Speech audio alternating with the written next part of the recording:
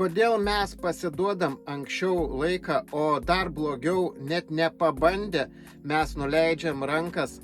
Greičiausias atsakymas bus tas, kad mes savilyginam su kažkom, su influenceriais, su Facebook'o ten kažkokiais, tai kad jie daug pasiekė, kad jie atrodo žymiai geriau nei mes ir mes galvojam, kad jie kažkokie yra išskirtiniai, kad jie turi kažkokių galių ir kad jie yra geresnė už mus.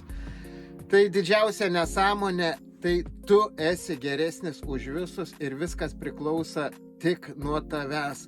Pradėk daryti viską mažais žingsneliais, nesilygink nei su niekom, nes tik tu gali pakeisti savo gyvenimą ir tik tu esi geresnis už visus kitus, bet tik ir nuo tavęs priklauso, ar tu viską tai pakeisi. Tai pradėk nuo mažų žingsnių.